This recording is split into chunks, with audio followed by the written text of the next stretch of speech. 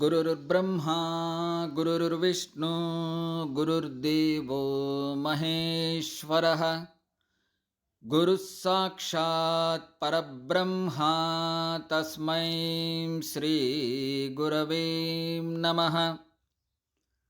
श्री गुरुभ्यो नमः। श्री साईनाथाय नमः। जगद्गुरु श्री दत्तात्रेयाय नमः। ఓం శ్రీ సాయినాథాయ నమః. శ్రీ సాయి సచ్చరిత్రము 20వ అధ్యాయం. ఈశావాశోపనిషత్తు. సద్గురువే బోధించుటకు యోగ్యత సమర్థత కలవారు. కాకా యొక్క పనిపిల్ల. విశిష్టమైన బోధనా విధానము. ఈ అధ్యాయములో దాసగనుకు కలిగిన ఒక సమస్యను కాకాసాహెబ్ ఇంటిలోని పనిపిల్ల ఎట్లు పరిష్కరించెనో హేమాడ్ పంత్ చెప్పెను. మౌలికముగా సాయి నిరాకారుడు. భక్తుల కొరకు ఆకారమును ధరించెను. ఈ మహాజగన్నాటకమునందు మాయా అను నటి సాయముతో వారు నటుని పాత్ర ధరించిరి. సాయిని స్మరించి ధ్యానింతుముగాక. షిరిడీకి పోయి అచ్చటి మధ్యాహ్నహారతి పిమ్మట జరుగు కార్యక్రమమును జాగ్రత్తగా గమనింతుము. హారతి అయిన పిమ్మట సాయి మసీదు బయటకు వచ్చి గోడ ప్రక్కన నిలిచి ప్రేమతోనూ దయతోనూ భక్తులకు ఊదీ ప్రసాదమును పంచిపెట్టుచుండిరి. భక్తులు కూడా సమానమైన ఉత్సాహముతో వారి సమక్షమున నిలిచి వారి పాదములకు నమస్కరించి వారి వైపు చూచుచు ఊది ప్రసాదపు జల్లులను అనుభవించుచుండిరి. బాబా భక్తుల చేతులలో పిడికిళ్లతో ఊదిపోయుచు వారి నుదిటిపై తమ చేతులతో ఊదీ బొట్టు పెట్టుచుండిరి. వారి హృదయమున భక్తుల ఎడ అమితమైన ప్రేమ. బాబా భక్తులను ఈ క్రింది విధముగా పలుకరించుచుండిరి. అన్నా, మధ్యాహ్న భోజనమునకు పొమ్ము. బాబా, నీ బసకు పో. బాపు, భోజనము చేయుము. ఈ విధముగా ప్రతి భక్తుని పలకరించి ఇంటికి సాగనంపుచుండిరి. ఇప్పటికి అది అంతయు ఊహించుకొన్నచో ఆ దృశ్యములను తిరిగి చూచినంత ఆనందము కలుగును. మనోఫలకమున సాయిని నిలిపి వారిని ఆపాదమస్తకము ధ్యానింతుము. వారి పాదములపై పడి సగౌరవముగా ప్రేమతో వినయముగా సాష్టాంగ నమస్కారములు ఒనర్చుచు ఈ అధ్యాయములోని కథను చెప్పెదను. ఈశావాశోపనిషత్తు. ఒకప్పుడు దాసగను ఈశావాశోపనిషత్తుపై మరాఠీ భాషలో వ్యాఖ్య వ్రాయుటకు మొదలెడెను. మొట్టమొదట ఈ ఉపనిషత్ గురించి క్లుప్తముగా చెప్పెదము. వేద సంహితలోని మంత్రములు కలదకుటచే దీనిని మంత్రోపనిషత్ అని కూడా అందురు. ఇందులో యజుర్వేదములోని 40వ అధ్యాయమగు వాజసనేయ సంహిత ఉండుటచే దీనికి వాజసనేయ సంహితోపనిషత్ అని కూడా పేరు. వైదిక సంహితలుండుటచే దీని ఇతర ఉపనిషత్తుల కన్నా శ్రేష్టమని భావించెదరు. దీనికి ఒక ఉదాహరణము. ఉపనిషత్ అన్నిటిలో పెద్దది అగు బృహదారణ్యకోపనిషత్తు ఈ ఈశావాస్యోపనిషత్తుపై వ్యాఖ్య అని పండితుడగు సాత్వాలేకర్ గారు భావించుచున్నారు. ప్రొఫెసర్ రానాడే గారు ఇట్లనుచున్నారు. ఈశావాస్యోపనిషత్తు మిక్కిలి చిన్నదైనప్పటికీ దానిలో అంతర్దృష్టిని కలిగించు అనేక అంశములు ఉన్నవి. 18 శ్లోకములలో ఆత్మ గూర్చి విలువైన అపురూపమగు వర్ణన అనేక ఆకర్షణలకు దుఃఖములకు తట్టుకొను స్థైర్యము గల ఆదర్శ యోగీశ్వరుని వర్ణన ఇందు ఉన్నవి. తరువాతి కాలమున సూత్రీకరింపబడిన కర్మయోగ సిద్ధాంతముల ప్రతిబింబమే ఈ ఉపనిషత్తు. తుదకు జ్ఞానముకు కర్మలకు సమన్వయముగా ఉన్న సంగతులు చెప్పబడినవి. జ్ఞాన మార్గమును కర్మయోగమును సమన్వయము చేసి చెప్పుట ఈ ఉపనిషత్తులోని సారాంశము. ఇంకొక చోట వారు ఇట్లనిరి.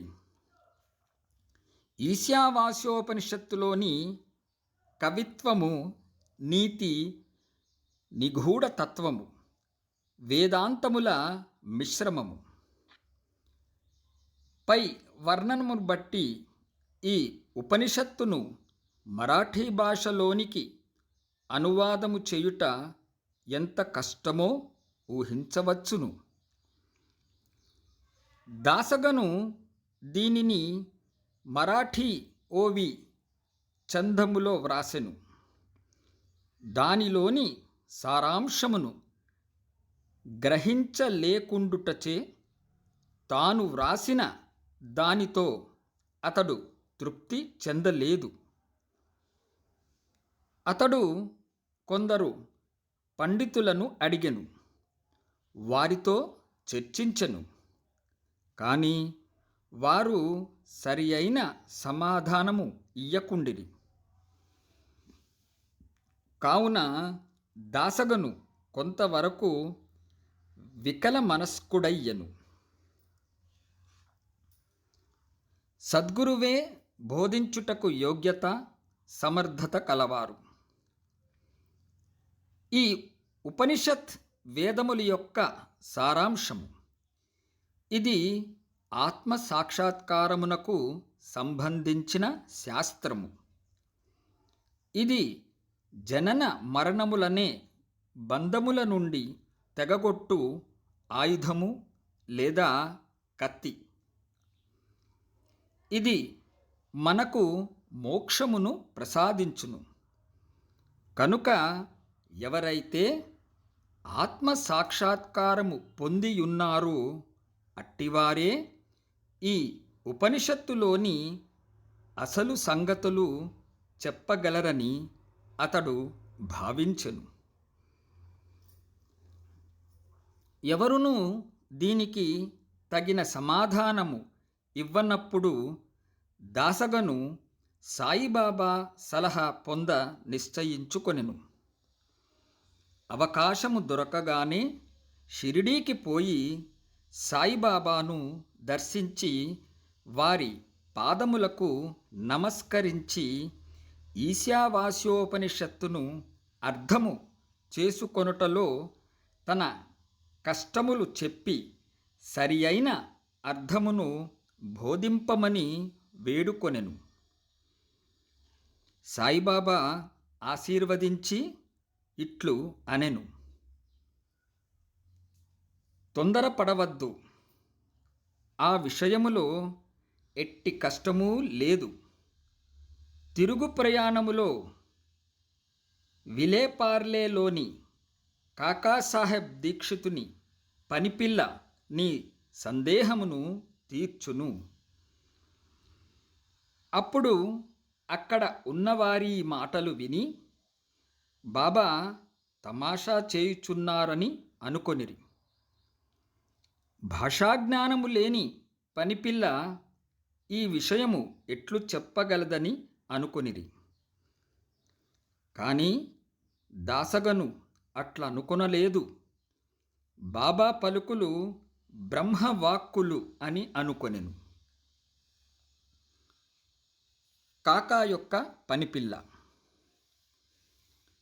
బాబా మాటల యందు పూర్తి విశ్వాసము ఉంచి దాసగను షిరిడీ విడిచి విలేపార్లే చేరి కాకాసాహెబ్ దీక్షిత్ ఇంటిలో బస చేసెను.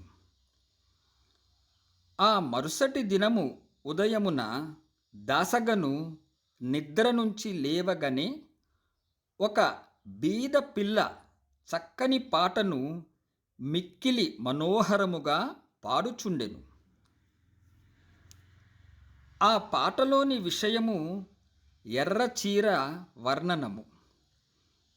అది చాలా బాగుండెనని, దానిని కుట్టుపని చక్కగా ఉండుననియు, దాని అంచుల చివరలు చాలా సుందరముగా ఉండెననియు ఆమె పాడుచుండెను. ఆ పాట నచ్చుటచే దాసగను బయటకి వచ్చి వినెను.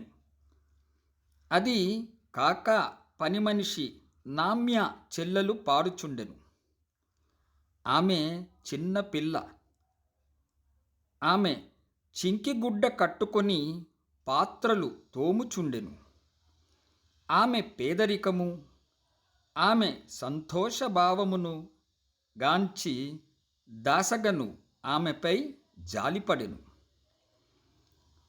ఆ మరుసటి దినము రావ్ బహద్దూర్ ఎంవి ప్రధాన్ తనకు దోవతుల చాపులివ్వగా ఆ పేదపిల్లకు చిన్న చీర ఇమ్మని చెప్పెను.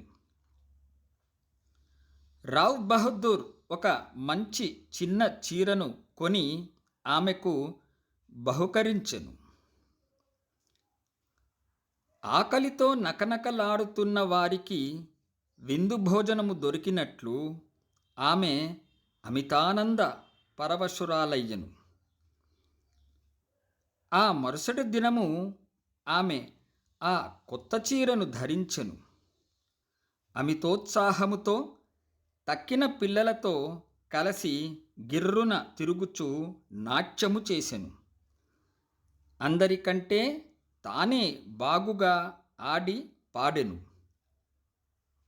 మరుసటి దినము చీరను పెట్టెలో దాచుకొని మామూలు చింకి బట్టను కట్టుకొని పనిచేయుటకు వచ్చెను. కానీ ఆమె ఆనందమునకు లోటు లేకుండెను. ఇదంతయు చూచి దాసగను జాలి భావము మెచ్చుకోలుగా మారెను. పిల్ల నిరుపేద కాబట్టి చింకిగుడ్డలు కట్టుకొనెను. ఇప్పుడు ఆమెకు కొత్త చీర కలదు, కానీ దానిని పెట్టెలో దాచుకొనెను. అయినప్పటికీ విచారం అనున్నది గాని నిరాశ అనున్నది గాని లేక ఆడుచు పాడుచుండెను. కాబట్టి కష్టసుఖములను భావములు మన మనోవైఖరిపై ఆధారపడి ఉండునని అతడు గ్రహించెను. ఈ విషయమును గూర్చి దీర్ఘ ఆలోచన చేసెను. భగవంతుడు ఇచ్చిన దానితో మనము సంతసింపవలెను. భగవంతుడు మనలను అన్ని దిశల నుండి కాపాడి మనకు కావలసినది ఇచ్చుచుండును. కాన భగవంతుడు ప్రసాదించినది అంతయు మన మేలు కొరకే అని గ్రహించెను. ఈ ప్రత్యేక విషయములో ఆ పిల్ల యొక్క పేదరికము, ఆమె చినిగిన చీర, క్రొత్త చీర, దానిని ఇచ్చిన దాత, దానిని పుచ్చుకొనిన గ్రహీత, దానభావము, ఇవి అన్నియు భగవంతుని అంశములే. భగవంతుడు ఈ అన్నిటియందు వ్యాపించియున్నాడు. ఇచ్చట దాసగను ఉపనిషత్తులోని నీతిని అనగా ఉన్నదానితో సంతుష్టి చెందుట, ఏది మనకు సంభవించుచున్నదో అది అంతయు భగవంతుని ఆజ్ఞచే జరుగుచున్నదనియు, తుదకది మన మేలు కొరకే అనియు గ్రహించెను.